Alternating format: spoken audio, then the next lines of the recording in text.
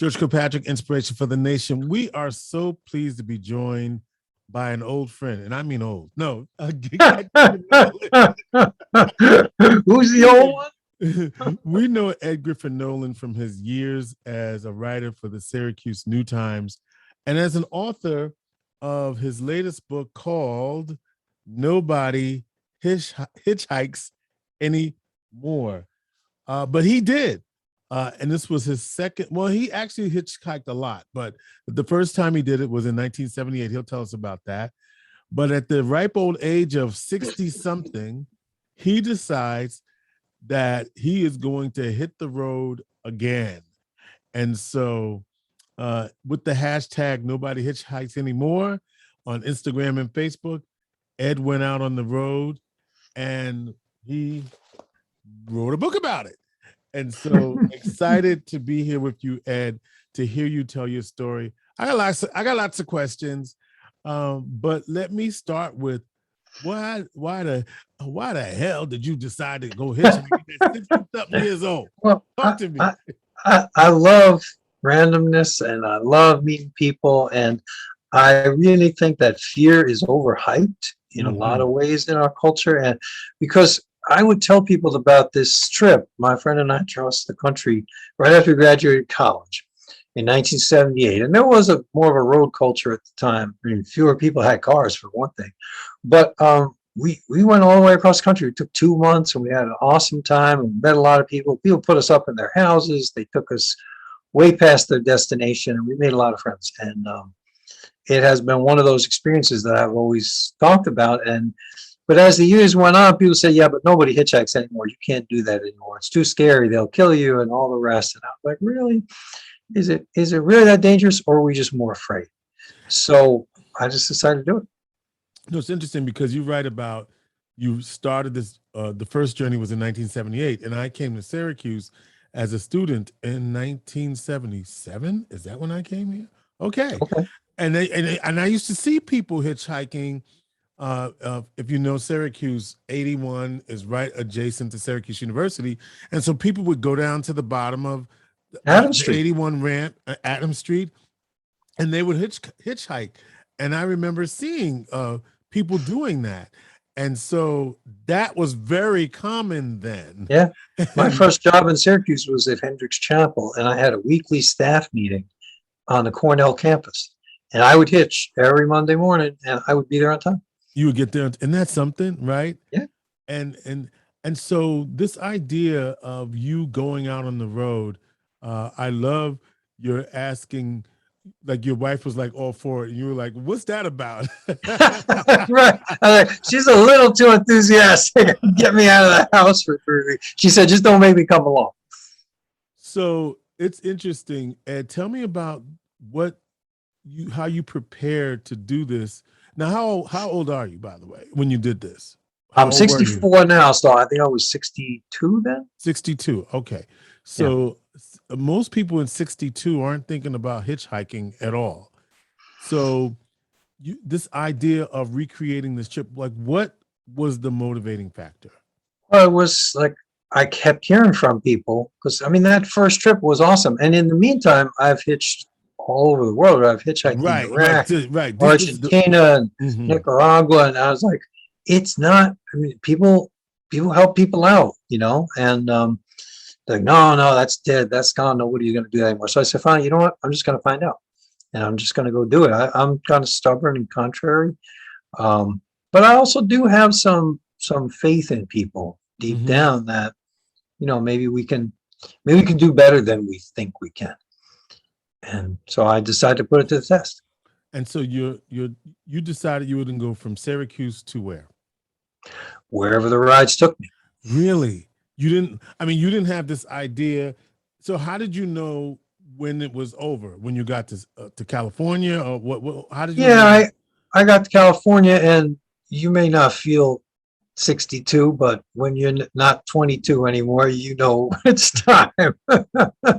So I have a niece who lives in San Francisco, and she was there waiting for me, and so we had a couple of days there, and I came back. But did you fly back? I did. Yeah. That was one of the things I said. You know, I mean, back then We were carrying all our food with us. We had $200 cash each. And we came back with $50 each or 20, depending on who you believe, me or my friend Joe. This time I had a Visa card, so. And you were gonna fly back from wherever you ended up. Like if you ended up in Minnesota, that's where you would have flew back from. If you ended up in Colorado, is that where you would have flew back from? Yeah, I mean, I had to be back at work at some point, so I figured I'd be coming because you back. also own the Art of Massage down on West Onondaga Street. So, Ed, I was in. So one thing I want to ask you before I get into some of the stories because they're really fascinating. At one point, you took the bus. Is that cheating? Nah, I mean, it's if you set out to, if you're doing a marathon and you take the bus, yes, there's a course that you set out, but I hadn't set a course. So I'm on the side of the road in Peoria, and I'm like, well, I'm either going to spend the night here and pay for a hotel, and I got a bad lie, to use the golfer's term. Like, there's nowhere in this town that I can figure out, which is one of the things, if you don't have a friend in the town, you don't know if you're in Mannydale or if you're at Adams Street, right? So right.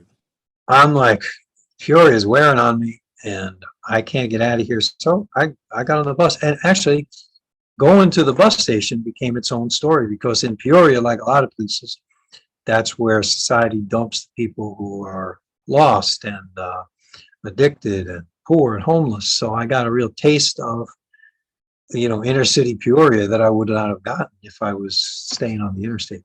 But no, I don't think it's cheating. You talk to a lot of people who take to the road, and there are times when you hop on the dirty dog, as we call Greyhound. Nobody hitchhikes anymore, but you actually ran into a hitchhiker or two. Not too many. There was a couple in Craig, Colorado, that got a ride as soon as I got there. There was no more room in the van, supposedly. It's a German couple. They got the ride, and I couldn't get out of Craig, Colorado for 2 days. I was like, that was like the last ride out. There was a few guys who had been hitchhiking that I talked to, some homeless veterans on the street in Omaha, who told me about how he had been hitchhiking, but nothing like what had happened in 1978. I mean, in 1978, there was a lady in Rochester on this trip who was mentally ill, who I saw on the side of the road. She didn't get a ride. But in 1978, there was a code about how you lined up as hitchhikers. The same way there's a code how you line up a coffee shop to get your coffee. You did not take the first perch at the entrance to the highway, right? You went to the end of the line. That's how common it was, and how many people you found there. There were hitching posts, even like if you were going to go to the Grand Canyon, there's a spot where you best hitch. There's a sign there. This is where you stand to hitch. So it was a lot more common then. Your book is so detailed about the experiences, and I love like how you lead us to what happened in between. And as soon as you mention a person's name, we know that's a ride, right? And so I was thinking about how there's a lot of things. Let me start with how you wrote this book, because I'm trying to figure out, you're trying to get across the country, but you also have to detail how you're getting across the country and all the little intricacies that take us on the journey with you. So did you have in your mind that this was going to be a book already? And so you were taking very conspicuous notes as a journalist, because you're a journalist too. Right. So that was a big help. And another thing about journalists is, we get paid, not very much, but we get paid to be dumb in public, as you know, right? You just act, you ask questions for the person who knows the least. So you just kind of listen, right? And you ask open questions. And so you gather a lot of information. And people, I mean, that's the amazing thing. People will just want to talk and tell their stories. I don't think people feel very listened to in our society right now. But to answer your question, I knew I was doing a book. In fact, I blogged it all the way across country. I did Facebook, Instagram, and a blog. So people were following me all the way. Like one night I ended up in a patrol car in Colorado, in a state trooper's car. And that's kind of where I ended for that night, because I was tired. And I wake up in the morning, all my friends on Facebook are like, where are you? Did you need bail money? What happened? So I blogged about it, but I also let people know, because I had the sign with the hashtag. I don't know where the sign went. Oh, here it is. So this is me standing on the side of the road.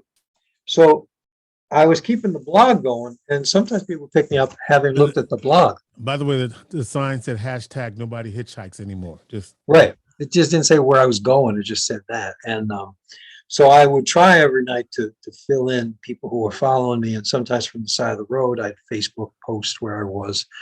And I was interesting in the social media era, very different from 1978, right? Because some people were like, hey, my friend lives near you. I'll let them know. And that did happen a couple of times where people came and looked out for me because friends of mine around the country had put them in touch.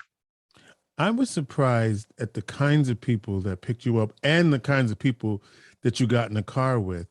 That amazing. You're saying you wouldn't pick me up, George? Is that what you're saying? Well, it's very interesting because, like, you write about women with kids in the car, Yeah. You know, families who pick you up, and then you know, people who you would.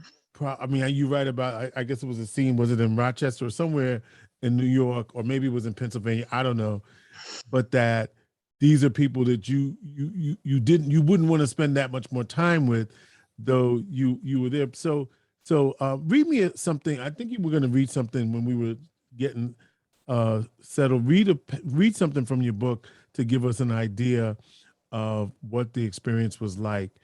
Well, you know, there was, I think you're referring to in Pennsylvania, the chapter called Ladies' Day, right? Yeah. So I get out of the Quality Inn, and mind you, the night before at the Quality Inn, I run into people getting ready to go to a Klan rally, right?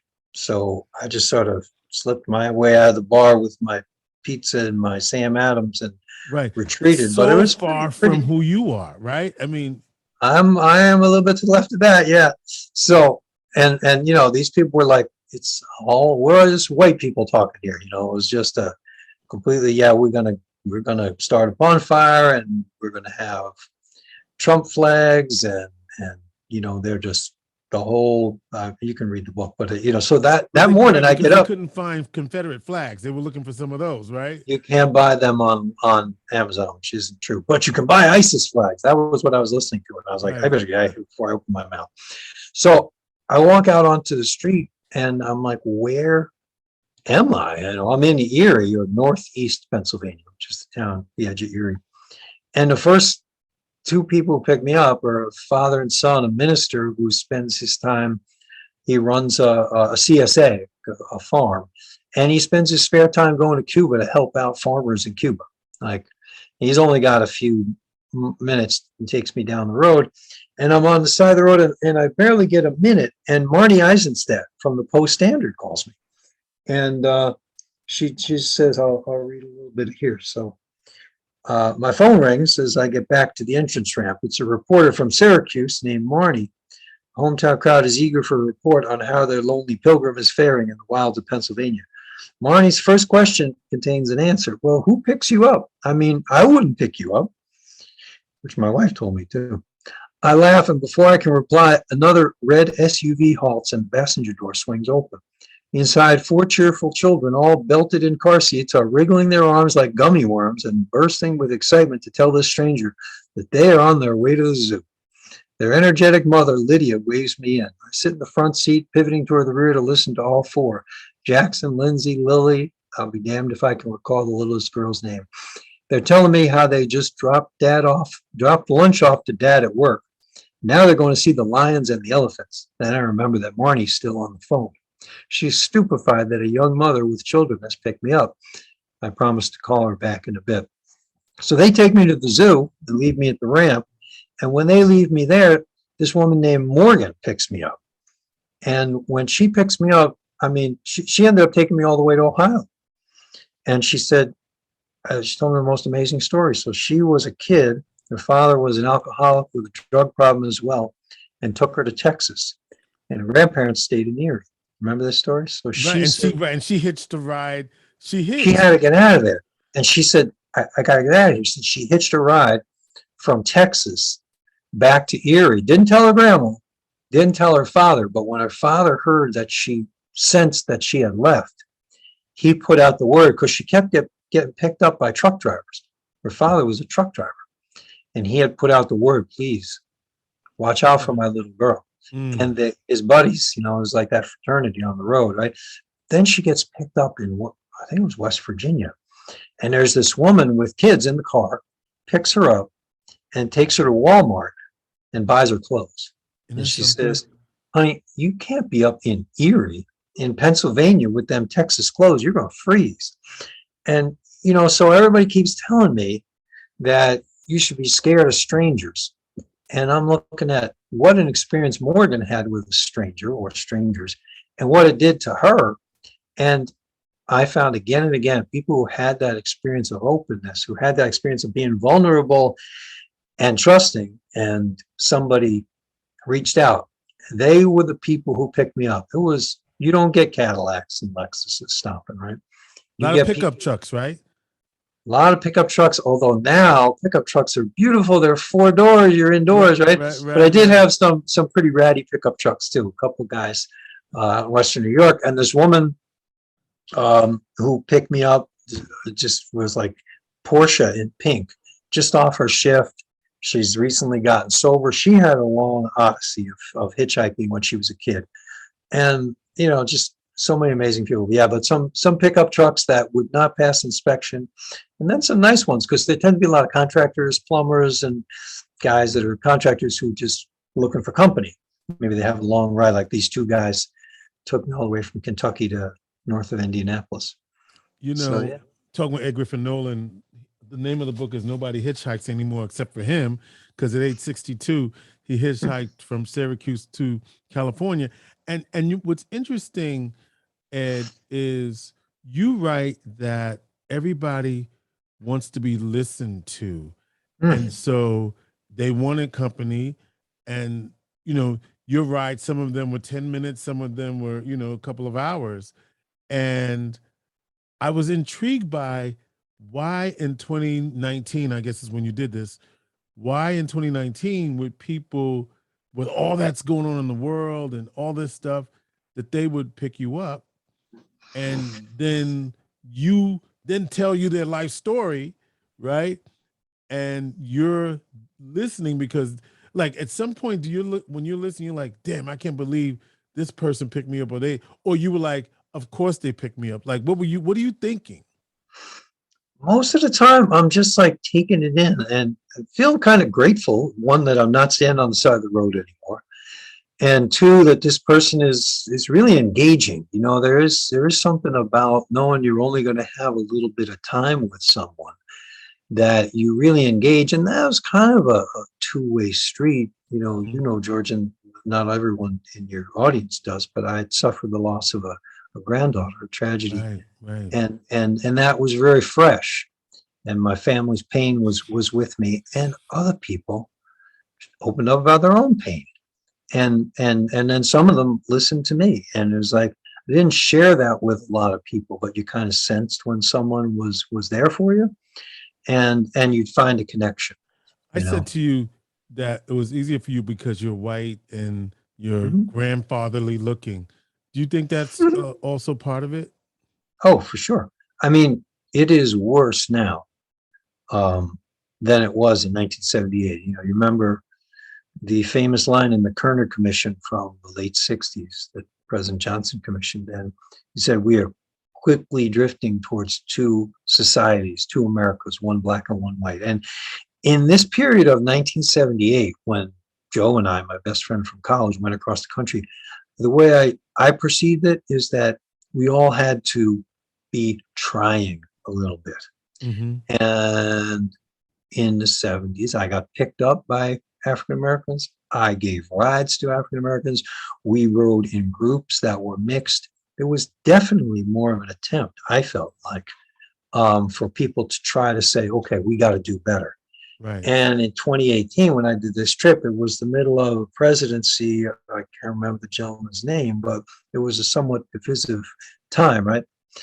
So I think that a lot of people felt licensed to just say, no, we're done with that. We are taking back our country, right? And so I felt like that sentiment and that fear, no judgment on which side of that people were on, but that kept people further away. So on this trip, I didn't get picked up. by any African Americans. I didn't see any other African Americans on the road. And one of the very first encounters I had was with a guy who was a really nice guy who told me a story about years ago. He was a white guy in the Finger Lakes picking up a guy, an African American veteran, and told me this guy's story. The guy was deaf. It was really a very moving story. He was deaf. The guy with the veteran was deaf. Yes, yes. Yeah. I wanted to make sure people heard that. Mm-hmm. Yeah. And he somehow managed to connect with this guy, and he fed him and he gave him a ride. And the guy was kind of being followed. Anyway, he said to me, you're out here, it really makes a difference. You're white. I mean, he just said to me flat out that's the way it is. I know my people. And there was another guy who dropped me off. My son Robert and I did a test drive in Colorado before the trip, a few months before, because I wanted to kind of try it out. And this guy drops us off and he goes, yeah, this will be a good spot. You guys will be fine here. You're white. I was like, okay. I got picked up by a police officer and given a ride in the middle of nowhere in Colorado. Strangely, the guy frisked me, cuffed me, and put me in the back of the car. And I'm thinking, how would this go if I didn't look the way I look? Would this treatment be the same? And I remember reflexively saying, a friend of mine, when I got back, said, I can't believe you did this trip. It was Mark Muhammad, who you know, and an African-American leader in the city of Syracuse. And he said, I don't think I could do that. And I said, Mark, you should not do this. I shouldn't do it, right? You shouldn't do it. I felt that way. And people always said to me, well, you can do it because you're a man. And I have to say that I think the gender issue is less of a danger than the race issue from the vibes that I picked up on the road, for the simple reason that there will be men who will stop to protect a woman, pick her up because they know they want to keep her safe. I'm not advocating anyone's daughter go hitchhiking, although my daughter does. If there is a way that you will elicit sympathy, and I think that the fearful climate of 2018 made it more dangerous for an African American to be on the road. Yeah, so I said 2019 earlier, 2018. What new lesson did you learn on this trip that you, or reiterated what you learned in 78? What's the new lesson? Oh, from 78. Yeah. Well, to compare the two, like that was the first time you hitched all over the world, but I'm saying from the first time to now trying it again as a 62-year-old, what was the new lesson that you learned in the climate that you did this hitchhiking in? I think that we are better than we think we are. I think as a collective, and this is what makes, groups in society dangerous, is that when I start to think that they're all, I just think we're better than we think we are. We've got to remember that there are more ecosystems that feed the fear and fewer that nourish the better part of who we want to be. But one of the things that was the same, that was striking, was the number of people who went out of their way to drive me somewhere. Mm-hmm.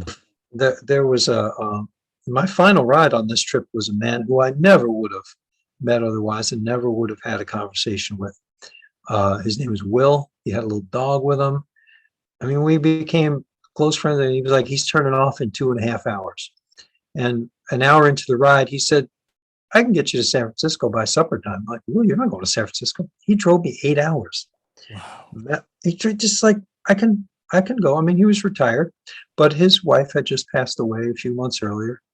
And he said, I can't sleep in my house. I just get out and drive, And it was just that thing. It's like, for whatever reason, people they see out there, they want to help if they can. They did call the cops on you in Lafayette. They did. You know what? I got to talk to the PTA or whoever it be in Skaneateles, because there's all these, I don't want to stereotype, but there's a lot of soccer moms heading in their minivans, and they kept blowing me in. And the cops stopped right by Beacon Skiff, and they kept me there. They didn't know what to do with me. They certainly did not want to arrest me, but they said, look, if they keep calling, we're going to have to do something with you. And these two officers who had between them, I can't remember if it was 30 or 40 years of experience, good sheriff's deputies. And they said, they will kill you. You can't do this. I said, who do you mean they? They said, no, it's not like it was. They will shoot you. And so, being a journalist, I thought, all right, here's my sources. I said, well, tell me, how many hitchhikers do you know who've been harmed in all of your years in law enforcement? Mm-hmm. Well, none, but I hear about it. I'm like, okay, that's different. How many people have been harmed by hitchhikers in your experience? Well, none, but I hear about it. Like, well, we all hear about it, but is it really a danger? And this to me was the fundamental point that we need to learn, that stranger isn't the danger. We Mm. got all those milk cartons, but the guy who kidnaps the kid is not the stranger, it's the non-custodial parent or an uncle. Hmm. And we teach people to be afraid of strangers, but it's always when there's a case of sexual abuse, it's coach or it's minister or somebody that's known. So we take our eyes off what the real danger is, which are people we might know in our community that we're not paying attention. We leave ourselves vulnerable when it isn't necessarily the stranger. Not that it doesn't happen, but here's an example. The other day, I'm leaving the state fair. I was there to see Melissa Etheridge. Everybody else was there to see Pitbull, right? All the young kids. But these four girls from Syracuse University were, intoxicated, and they come up to my car thinking I was Uber. And anyway, long story short, I ended up driving them back to Syracuse University. And they were like, they should have been afraid to get in the car with me, but they weren't. Right? So I took them home. But who is the most dangerous man in their life? It's not the stranger. It's their intimate partner. That is the most, you work with your house. The Truth. most dangerous man in a woman's life is their intimate partner. The partner. And yet we spend a lot of time on stranger danger, which I'm not Right. saying we shouldn't. We Spend shouldn't, some time, but the fact but you is, need to know where the danger is. the person you know the most that is going to cause the most harm, and that's throughout, whether it's sexual violence or any other intimate partner violence. So you talked about this. You conquered the fear, and you basically set out that this is not about being afraid. But were you afraid at some times on the road? When were you afraid? There was the thing I say most is the fear is boredom, right? You get in the car with somebody and it's just like, oh my God, I don't want to talk to this guy. Well, I don't want to listen to this guy. But that didn't really happen very much. There was a truck ride, which you read about, that came from Ohio through Kentucky. And the guy was just really, really insistent. And he'd been in federal prison, and he had a long history. He told me everything about his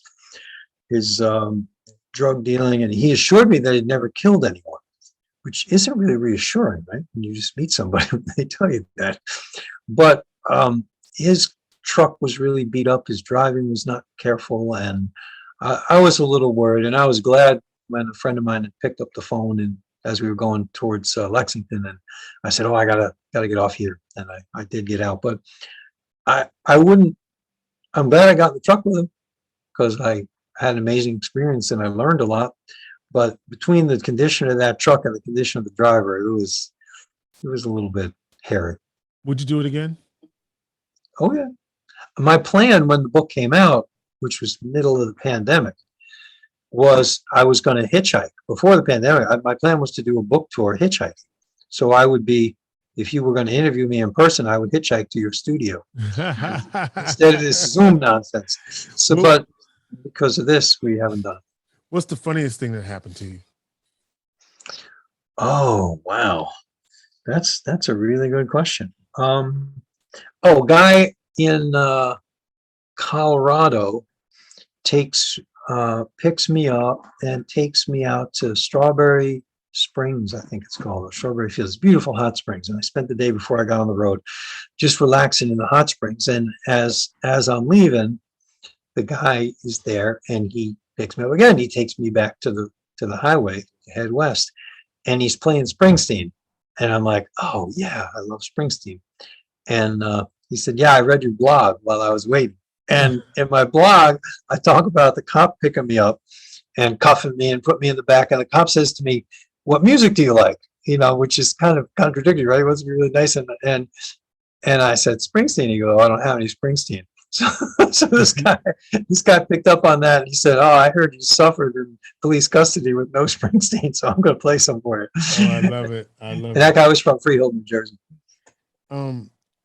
What's your life lesson that you want people to take away from your journey to remind them about what is possible when you conquer your fear of the unknown? Yeah, I think, I don't feel like there's any big There's a lot of people who should be afraid out there. I don't want to make Right. that clear. But yeah, you don't want to let fear paralyze you. Like I always think there's a difference between fear, which can be legitimate and helpful, and then worry, which is just like playing the loop over and over again, Right, right. which can paralyze. And you should be afraid to go too close to a tiger, but you shouldn't be afraid to go to the zoo. So I don't know. For me, the one of the things that we don't experience enough is randomness, and I miss it. I like going places and interacting with people and everything that's so set up and scheduled, and conversations so often revolve around what everybody just looked up on Google rather than our own experiences. And I think it validates the importance of telling one another our stories. And as risky as it may be or appear, being vulnerable, allowing yourself to be vulnerable with someone, it can really bring some deep rewards. I mean, people have always known this, like in 12-step groups and things, where you share your experience and you make yourself vulnerable and you find out like, wow, I'm not alone. Hey, there's a lot of people out there, right? So, but I think to remember that we don't have to be strong to make connections. We can be vulnerable and make connections. And that's what you did. Well, here's what I do know. Nobody hitchhikes anymore. Nobody hitchhikes anymore, except for Ed Griffin-Nolan. And a few others. And how do people get the book? Oh, you can go to your local bookstore and order it. There's some copies at Barnes and Nobles. I know the people at the B store in Liverpool and Oswego will have it. And you can hit me up at nobodyhitchhikesanymore.com if you'd like an autographed copy. Ed Griffin-Nolan, so delightful to talk to you and hear some of your experiences on the road. Better you than me, but I think you're the inspiration, George. You're right. But I tell you what I take away is this idea allowing ourselves the spontaneity of the moment and seeing where that takes us. That's kind of what I take away from that, because you start a conversation and also not only spontaneity, but putting your whole self into the moment. And that's hard for a lot of us, right? Because for a lot of reasons. And like you said, you didn't share your pain with everybody, but you did with some of the folks. But there was also lots of pieces of you that you did share that created that bond. And you're right. When you open yourself up, it opens the door to other people. And so many of us are so afraid to let people in for a variety of reasons, because we've been hurt before, because we've been taken advantage of. And I'm sure that's happened to you. And yet you still allowed yourself to be vulnerable. Like being on the road, standing by the highway is as vulnerable as it gets. So, those are my takeaways. Well, you're right. And one of the vulnerable things is that there's rejection in every car that passes by.